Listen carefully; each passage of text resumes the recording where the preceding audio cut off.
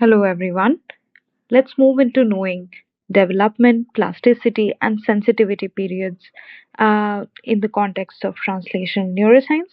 Today, with us, we have Garima Gupta, and we are going to look at why development changes everything. Please go forth and enlighten us with your thoughts. So, hello everyone. Uh, I think one of the most subtle but powerful shifts to think about the brain comes from asking a simple question, a very simple question that is, when did this behavior or neural pattern emerge? We all know that in behavioral and translational neuroscience, it's very tempting to treat data as static, a snapshot taken at one moment in time. But the real question is the brain static or no behavior isn't static, and psychiatric symptoms certainly aren't. We all know that they develop. So in this episode, I want to explore how a developmental perspective changes the way we interpret behavioral data, and why concepts like plasticity and sensitive periods are so central to translational. I'm also going to talk about what longitudinal studies have taught us about trajectories across the lifespan and how students can articulate an interest in development without drifting into something vague or purely descriptive.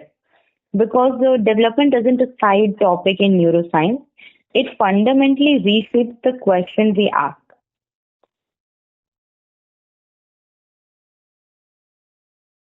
Right. So let's go into discussing how does a developmental perspective, change the way we interpret behavioral and neural data in translational research.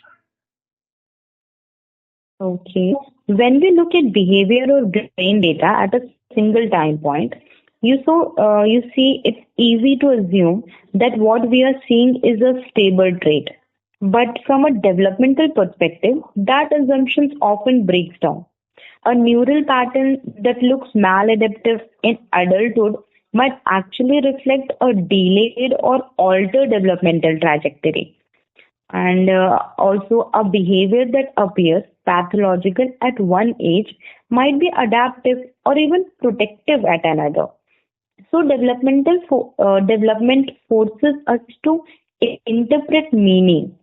For example, we can understand it by, instead of asking, is this behavior abnormal, we start asking, is this behavior age appropriate? Is it emerging earlier or later than expected? For example, Alzheimer used to be people who were above 60 years old, usually they were prone to Alzheimer. But nowadays, new research shows that who are people in the range of 30 to 40 years age are also suffering from Alzheimer. Even they have become prone to Alzheimer. So this shift is especially important in psychiatric research. So many conditions we diagnose in adolescence or adulthood, such as anxiety disorder, depression, and neurodevelopmental condition, have roots much earlier in life. Often, what changes over time isn't the presence of a process, but how it's regulated, integrated, or compensated for. So, a developmental lens helps us distinguish between transient states or delayed maturation and genuinely persistent vulnerabilities. So, we can say that in translational research, that distinction matters only because it shapes when and how intervention might actually work.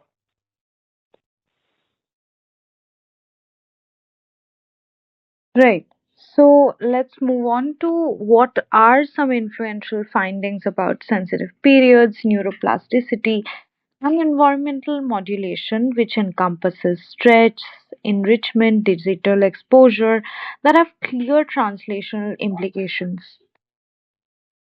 Mm. Uh, this naturally brings us to sensitive periods and plasticity. The idea of sensitive periods or sensitive period is basically where development is special to experience has had a huge influence on neuroscience. So what's important is that sensitive periods are just about early childhood. They occur across development uh, during infancy, adolescence, and even in more faint form in adulthood. We can see that research on sensory systems made this idea very clear early on. But behavioral and affective systems show similar patterns. For example, early stress can shape threat sensitivity. Uh, Another example could be enriched environment can alter learning cognitive function. And finally, we can say that social experiences during absence can recalibrate reward and motivation. So, what's striking is that the same experience can have very different effects depending on when it occurs. Stress during one developmental window may increase vulnerability, while stress at another point promote resilience or have a little effect at all. That's a crucial translational insight. It tells us that starters just as much as content. And more recently, there's a growing interest in how modern environment little exposed with plasticity. Not all digital comfort and enrichment is protective. What seems to matter mental timing, intensity, and how these experiences interact with existing vulnerabilities. So plasticity isn't unlimited, but it's also not fixed. From a translational standpoint, reframes intervention. Instead of asking what treatment works, we start asking when it might work best. And I think that bring a lot of changes in how. Right. So, how do you think one can have longitudinal cohort studies advance understanding of trajectories from early behavior to later psychiatric or neurological outcomes? Like, what is your thought on it? So, cross-sectional studies tells us what correlates with what at one moment in time. Longitudinal tells us something much deeper, like how trajectories unfold. They allow us to see early behavior predicts later outcomes or which pattern will or which one change direction entirely. One of the most from longitudinal research is that this does not equal destiny. Some children with early vulnerability show adaptation. Others with seemingly mild early difficulties go on to develop significant challenges. So the question shifts from prediction to process. Now we start asking like questions such as what is this path, or is it environment or social support, cognitive flexibility, or neural composition? What is it exactly that is differentiating this path of uh, so longitudinal also helps identify that means movements will diverge. Additional perspective points maybe more than early markers themselves. So they represent windows where interventions can meaningfully alter outcomes. This is where behavior becomes especially powerful. Behavior is often the first place where change becomes visible, long before structural points emerge. So we can say that behavioral data doesn't just describe development, but it helps to explain it.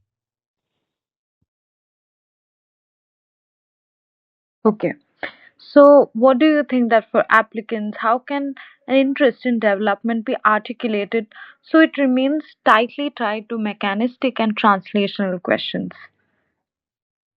Okay, so we can say that what is when talking about development is that it can start to sound purely descriptive, as if developmental research is about mapping stages rather than understanding mechanism. But the strongest developmental work doesn't stop at description. It asks mechanistic questions such as which circuits are changing or which learning processes are being recalibrated and which environmental inputs are driving plasticity. From a translational standpoint, development gives us leverage. It helps us identify when systems are most modifiable, which mechanisms are most sensitive, and why the same interventions might work at one but not at another. So this is especially relevant for sex disorders, where interventions often means against entrenched patterns. Developmental lens doesn't guarantee better outcomes, but it gives us a clearer map where intervention might be most effective. Right. So, for for PhD applicants, can articulate interest, development, interest in development really? Okay, so we can say for students and PhD applicants, interest in development is often genuine, but sometimes difficult to articulate. What faculty usually look for isn't just enthusiasm for lifespan research. They're looking for specific translational logic. So, in my opinion, strong applicants tend to admit to a clear mechanism or specify a process rather than a broad age range and explain how timing changes interpretation. For example, instead of saying, I'm interested in childhood development, stronger framing might be, I'm interested in how early stress exposures alter threat learning trajectories and how that shapes later anxiety risk. That keeps development connected to mechanism. Similarly, applicants don't need to study the entire life and developmental transit, early childhood, adolescence, aging, or anything like that is often more compelling than trying to cover everything. You know, what matters most is showing that development is